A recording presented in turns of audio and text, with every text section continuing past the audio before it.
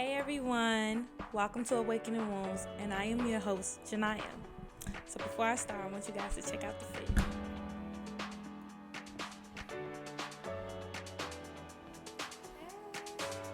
How y'all think I did? Rate it in the comments. And if you are listening to this on any platform that is not YouTube, then head over to YouTube to see the fit and rate it in the comments. Disclaimer. This is not the right podcast for you if you want someone who's a yes man to your feelings. If you want someone to coddle your feelings and tell you you're right for feeling like that without digging deeper, then this podcast is not for you. However, if you feel unease throughout this podcast about what I said, understand it is not what I said, but how you felt. So please remember those feelings throughout this conversation. It seems as if the world is silently advertising suppression. They give you everything to numb you, but little to nothing to repair you. You to lean on when you can't depend on the world, cool Instagram quotes, or an influencer speaking on overcoming adversity, but leaving out the strategies they use to do it. Yourself. You have all of the answers inside of you. You have to unlock it. And I know that sounds like some motivational speaking stuff. I can go there too. But there are so many healthy techniques. So let's dive into them. Before I get too deep, because y'all know I love to talk, please follow me on Instagram at Awakening Wounds and turn on your alerts to get updates on new episodes, tips, and shadow work questions to help you on this journey. Now back to today's episode. I want you guys, for a moment, to reflect on all of your accomplishments and failures and show yourself gratitude. So many times we are working towards the next thing that we don't show appreciation for the things God has already granted us. Life was not always this good or bad, and showing gratitude helps us remain humble because we all know you can lose it or gain it in a second. So my question to you guys is, are you ready for inner growth? The growth others can't physically see, but is shown, such as how you handle disrespect or arguments. At this time, let's dive into what personal development actually is. According to BetterUp, personal development is looking inward and focusing on improving yourself. While this does differ for everyone because no one person is the same, this podcast will focus on the areas that make up personal development, such as mental, spiritual, social, emotional, and physical. Yes, there are 5 areas to improve in, and so many people like to carry themselves as if they have it all figured out. They'll learn. If not, direct them to this podcast so they can learn. But in this season of Awakening Wounds, we will focus on spiritual development.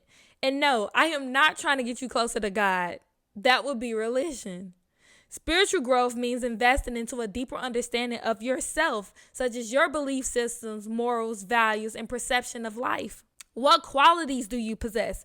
And what things hold you back from being your best version? And yes, you. Because while it is the people, places, and things hurt us, it is also our self-beliefs that attracted us to that person, place, or thing. That is where personal development and growth comes into play. I know for myself, I was around a lot of people, places, and things that did not align with my true self.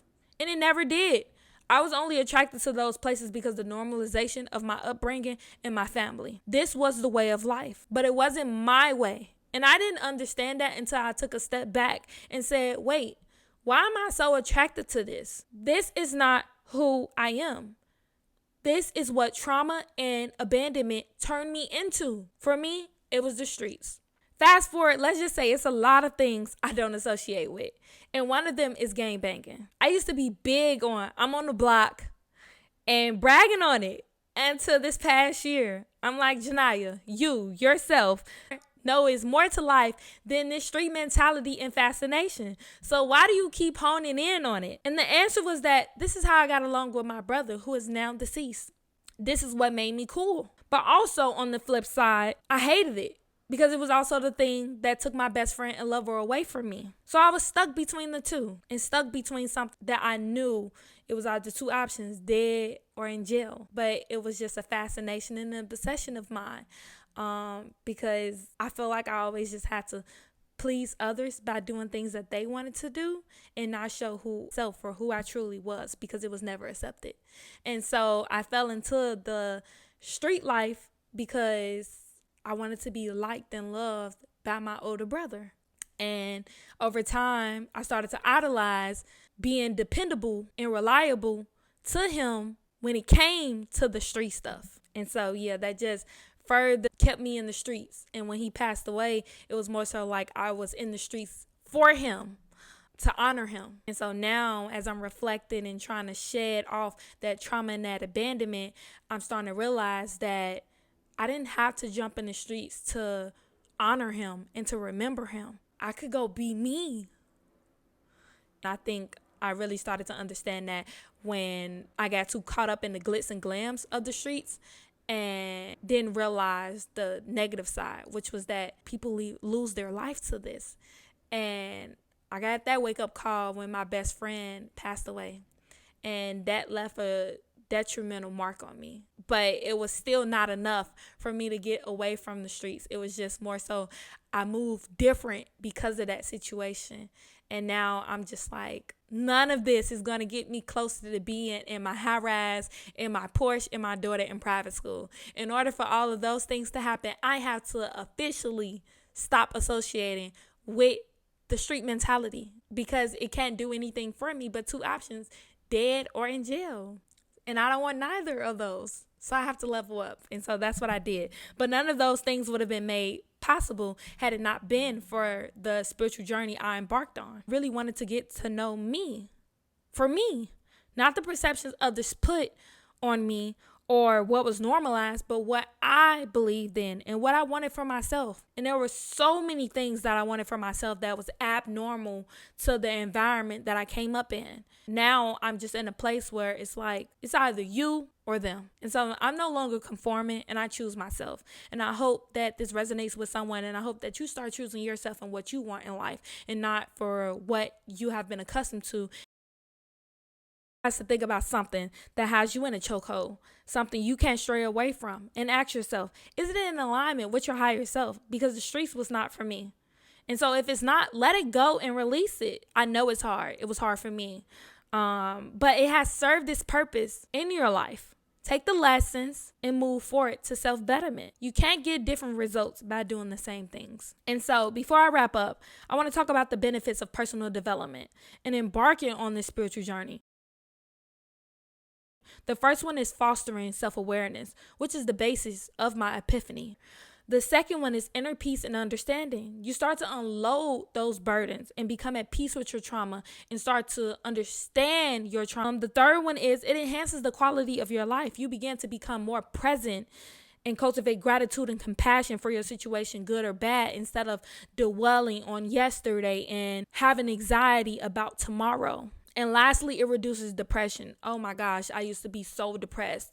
And it was literally because I was sitting in my feelings trying to avoid discovering the root of the problem because I felt like it was just too hard to even navigate, to was letting so many things continue in my life, knowing that it was harming me. On this journey and say, you know what, I'm going to do the hard work. I am going to dig deep, no matter how painful it is, no matter how many tears I have to cry, no matter how many nights I have to sit by myself. I am going to discover this because being depressed, it's shitty. It does not feel good. It is shitty. But what you also need to understand is that you are the only person that can get yourself out of that depressive state.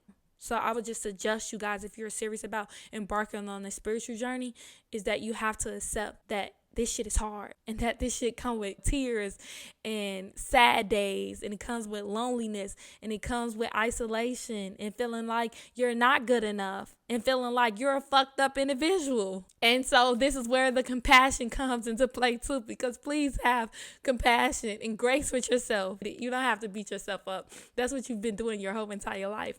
That stops now. Some things that I want you guys to start while you're on this journey, if you feel you are ready. Meditate, journal your thoughts or voice record them and read them back or reflect on them the next day when you're in a better mental space. We don't understand how hurt we are about a situation until we read it back to ourselves. Third one is spend time in nature. Oh my God, we live in this digital world and it is so because we believe that we need to take our devices everywhere. And yes, sex trafficking is happening. Yes, kidnappings. Yes, deaths. Yes, those things happen. However, please find time to just go sit in nature. For me, I usually go to affluent neighborhoods because they're quieter and well kept. The fourth one is focus on your hobbies. If you're like me, you didn't have any, go online and find some things that you always wanted to do but didn't, and start. And then lastly, listen to a new genre of music. Oh my God, this has been helping me. Afro beats literally has been feeding my soul in a different way than rap or hip hop or heartbreaking love songs ever could, because with those genres, it's like they're reflecting on the pain to resonate with others' pain as well. By times when we listen to that low vibrational music, we just sit in our feelings and dwell on it, and we start thinking back to how when we hear a line saying that somebody crossed us or something's dirty, we just get re-triggered, and we don't understand how powerful music is. So just change your music for a day or a week, and you'll start to realize how powerful music actually is, and you'll start to reduce that low vibrational music and turn it into high vibrational. And so, yeah, y'all, that wraps up the episode for today. Thank you guys for tuning into Awakening Wounds. Remember, improvement starts with and I hope to see you guys next week for the episode on Dead Conditional Love and Embrace Unconditional. If you like this episode, leave a review in the review comments. See you guys. With love and transparency, Janaya.